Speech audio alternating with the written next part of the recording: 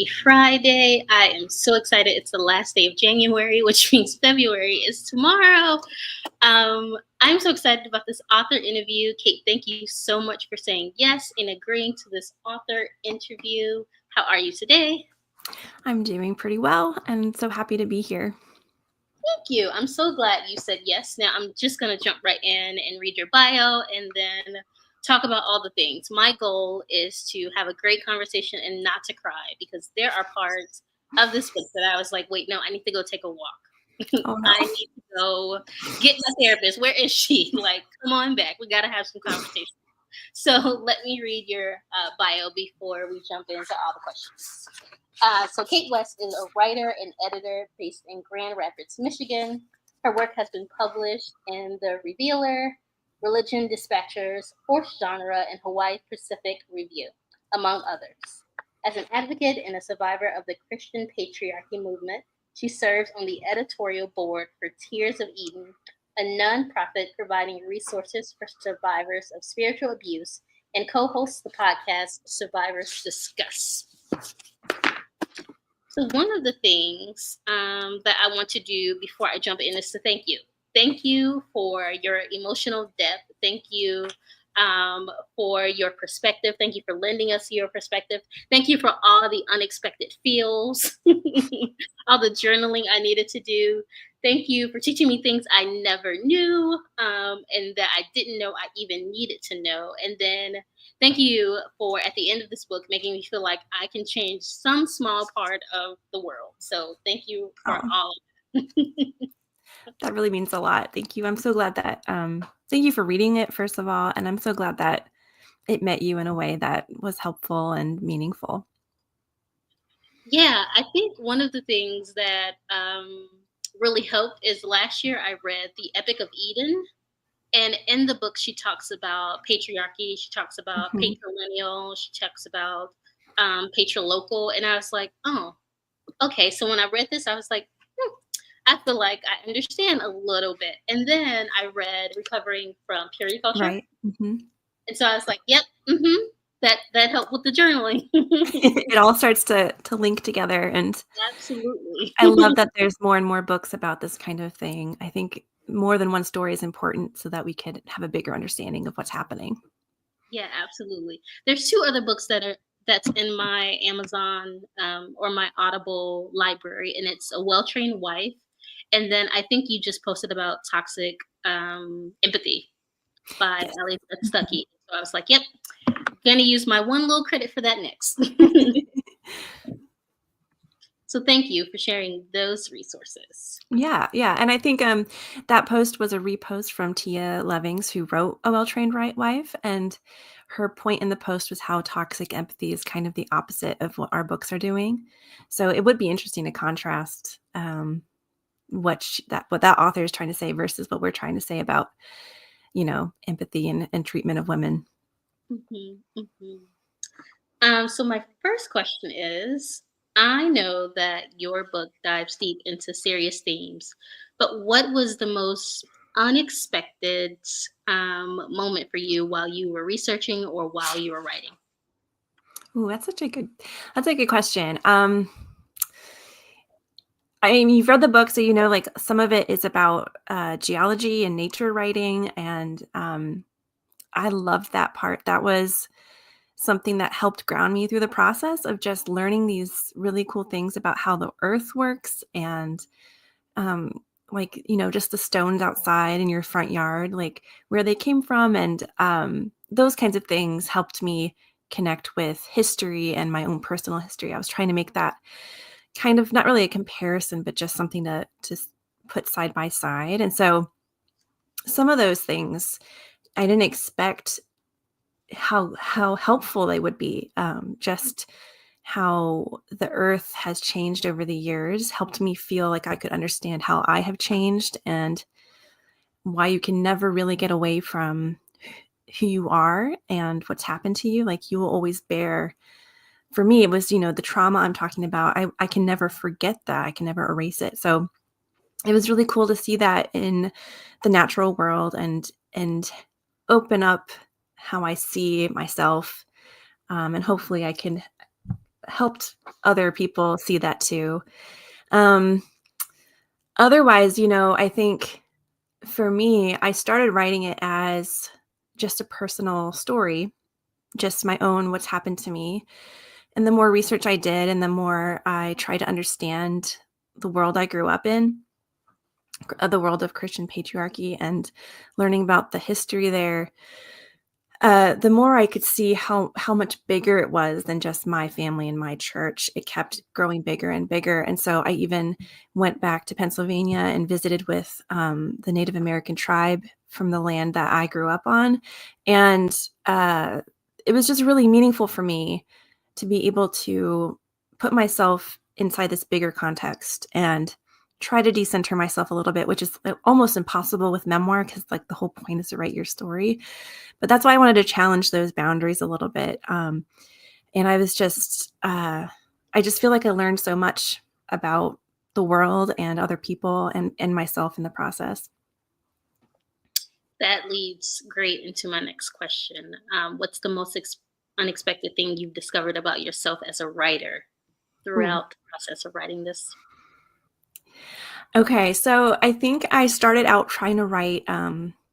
I've tried to write this book many different ways, and I've tried to write it in a very linear, step-by-step process of this happened and then this happened, and it just wasn't working for me. And I felt like I had to put my story into this box of this is what a memoir looks like. And I think a lot of people conflate a memoir with a novel, and those types of genres are doing different things.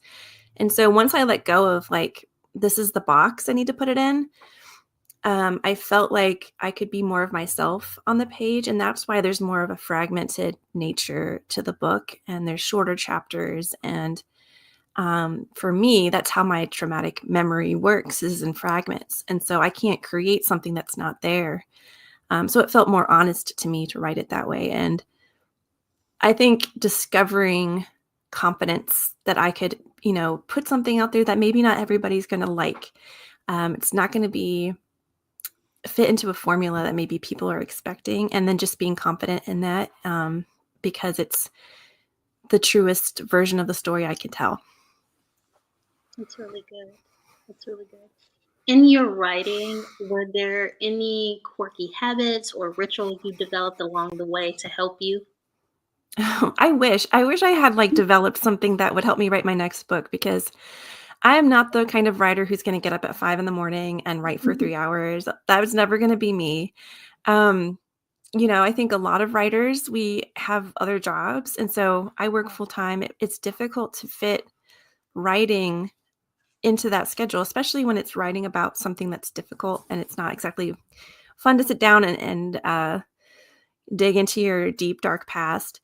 Um, but I found, I always thought I was very much an introvert, and I'm discovering that maybe I'm not quite as much as I thought I was, and I can actually be pretty creative if I'm sitting in public and there's people around me and there's a little bit of noise. And so like coffee shops, places like that, I think just getting away from my own space helps push me to keep writing, because if I'm at home, there's always something to do. I work from home, so there's always something on my mind. So getting out of the house and going to a coffee shop was where I did a lot of my deep writing. I understand that I'm remote and so I work from home. But I know, like, if I go to the library where there's other people, if I go to a coffee shop where there's other people, it's the background noise, it's the Starbucks, Mhm. seeing other people Yeah. doing other things. It just brings out all the creativity more than Yeah. just sitting remotely by myself Mhm. or something. Exactly. Got it. Okay, let's talk about these chapters because there were some chapters that I already expressed that I was like, yeah, I think I need to call my therapist. Like, and then there were some where I was just like, I just need to go take a walk because she is pulling out things that I just thought, oh, that's just me and that's just the way I am. But Mhm. no, this is like a pattern that's revisited. And so I think the girl chapter is what sparked it. And then I got to paradise and I was like, oh no, wait, what? A lot of it was like a wait, what kind of moment where I was just like, no, I just need to read that again. How do you know me? How do you know this lived Wow. experience? Wow, that's unexpected. I wrote this not thinking anyone would. I'm not sure if anyone would be able to relate. So that's so interesting. So let's go back to that point right there. Who did you write the book for then, or is it just like I wrote it for me, and then whatever someone gleaned was just a blessing in disguise?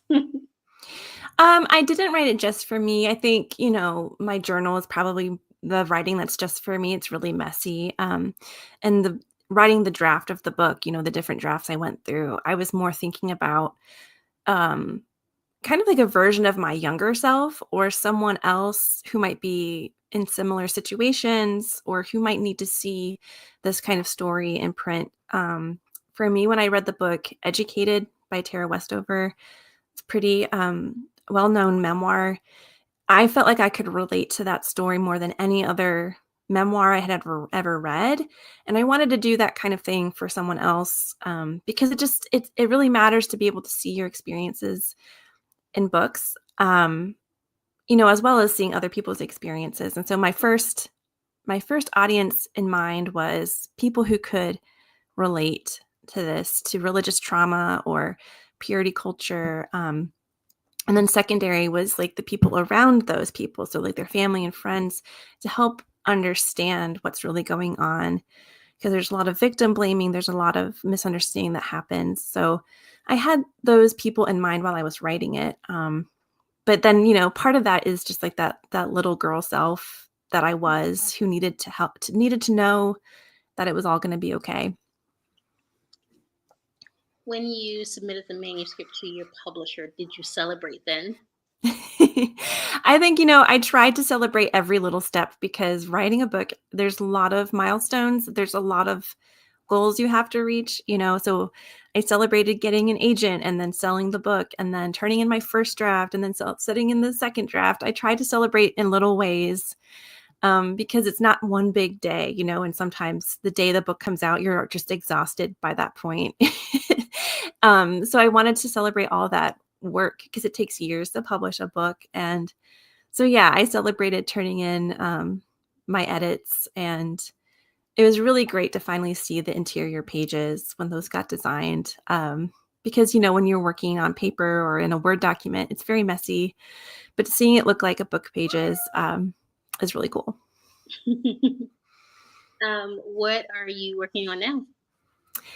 I have a piece coming out soon, a nonfiction article about uh, religious abuse in Amish and Mennonite communities. That's going to come out this spring. And then I want to spend more time writing fiction this year, take a step back from my own story and delve into that other part of my creativity. I think I need a mental health break from writing about this kind of thing.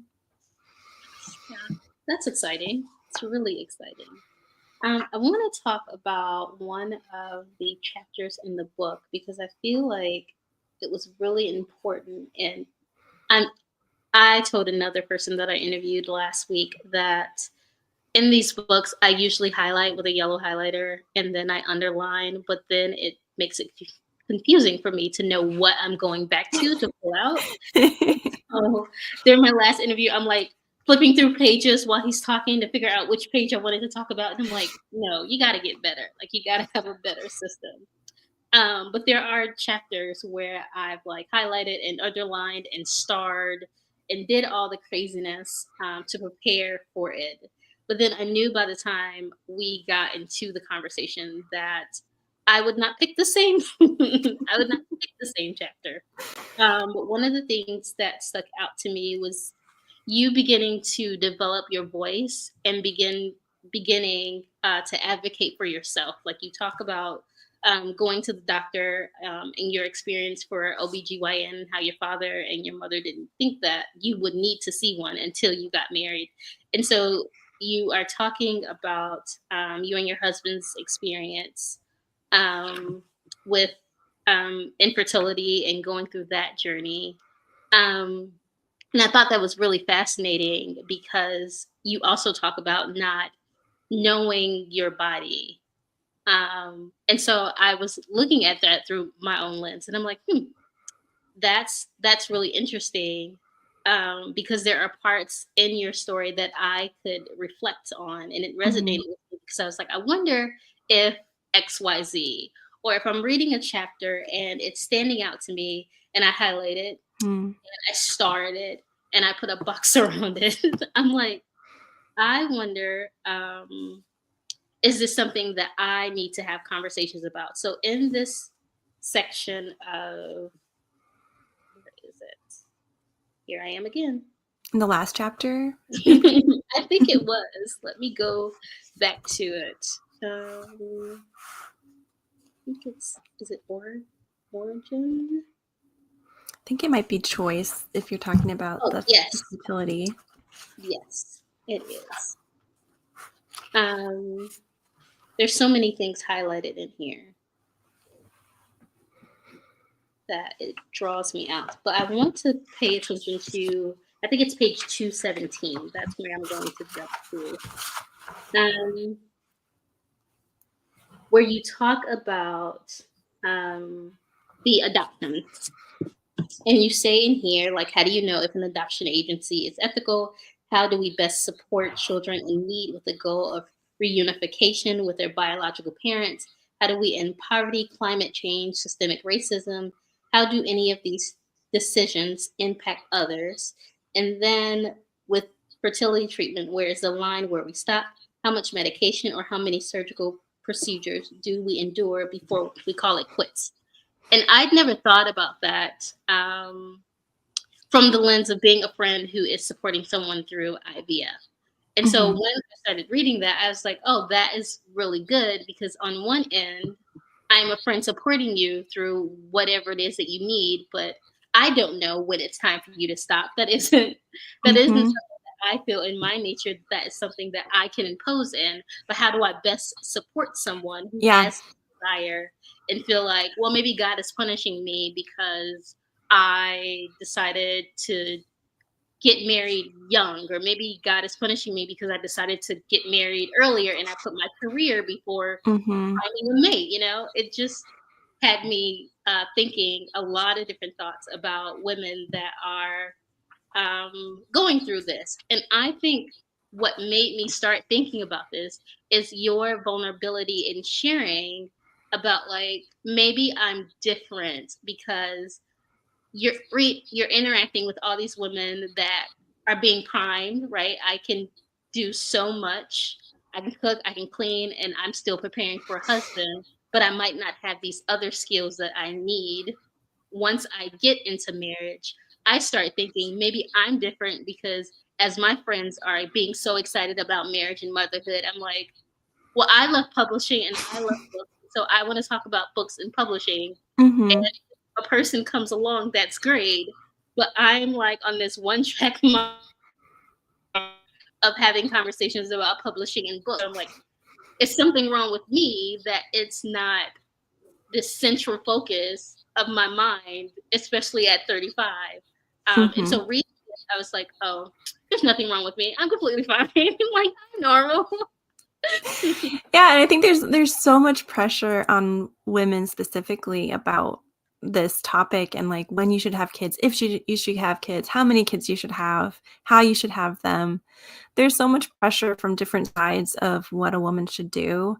And I think you know, part of my story is trying to take back my agency a little bit and say, uh, what can I do? What are my choices? And instead of saying there's a right or wrong here, what I learned with this journey of infertility was sometimes there's a lot of gray area, and we have to discern like what's going to be good for us, and then what is our ethics, what is our value system, and are we in alignment with that, or are we feeling pressured to do something we don't want to do?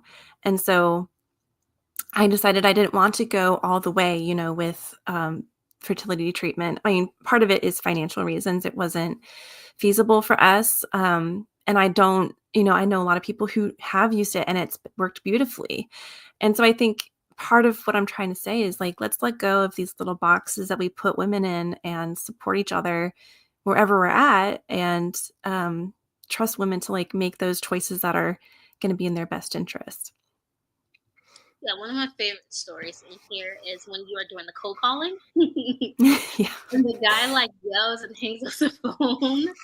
And I have done cold calling back in college, and so I Oh, know the yeah. aches after someone hangs up on you and after someone's yelling at you. And I've worked in other situations where people are yelling and they're frustrated, they're mad, and you are their target right then and there.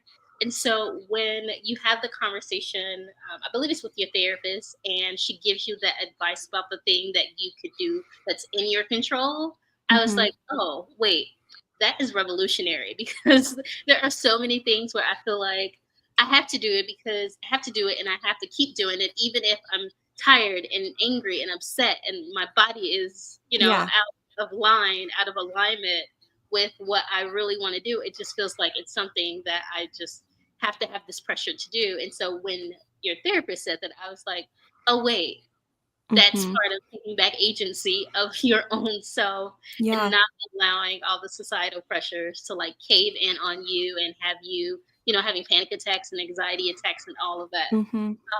I think it also gave me language for when my body is out of line and I'm like, what is this that I'm feeling? Mm-hmm. Where did it come from? Why did it happen? And beginning to like journal in the process. Yeah. Um, that was very important for me.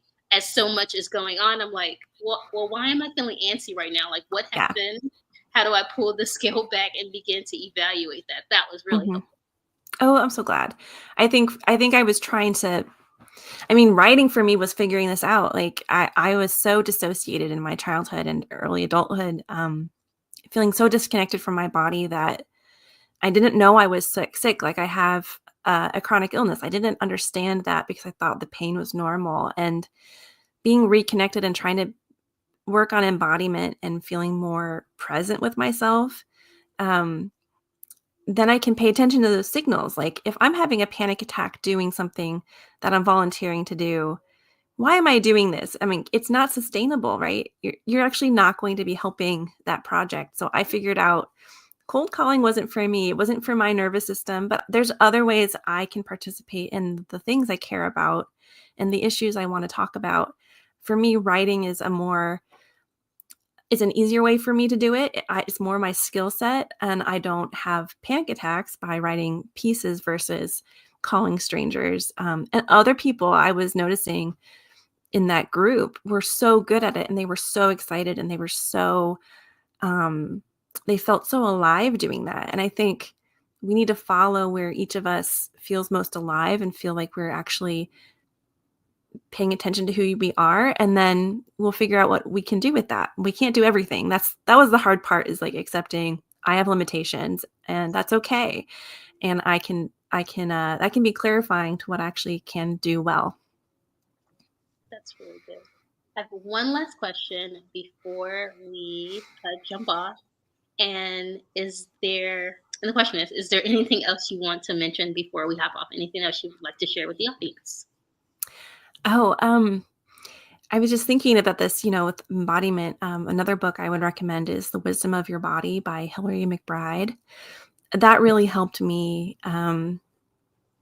just feel like it's normal to struggle with this and try to reconnect when you've struggled with mental health or disembodiment. Really was a beautiful book, and I recommend it. And also, I think with my book and this kind of conversation, I think a lot of things can come up for people with memories and trauma. And so I always want to tell people you're not alone in that experience. And there are a lot of people out here who understand, and a lot of resources like the Tears of Eden nonprofit that you mentioned that I work with. There's so many more resources there than there were 10 years ago for spiritual abuse and religious trauma. So what I love about Tears of Eden is it's there for people no matter where they are on a faith journey, whether you want to be in a church or not in a church. The point is to help people who've been through abuse um, find healing, and sometimes that looks very different for each person. And so I just want to encourage people to not put yourself onto a box again of what healing looks like. You have agency in that too. So yeah, I just want people to know they're not alone. Thank you. The book you recommended was The Wisdom of Your Body, right? Hillary Yes. McGrath. Yes. Great. Thank you. Thank you, Cait West, for writing this book. Let me show it because I realized I hadn't. I really enjoyed this conversation. Thank you so much for saying yes. I hope you have a wonderful day, and make sure to pick up your copy of it wherever books are sold. Thank you so much. Alrighty, bye. Bye.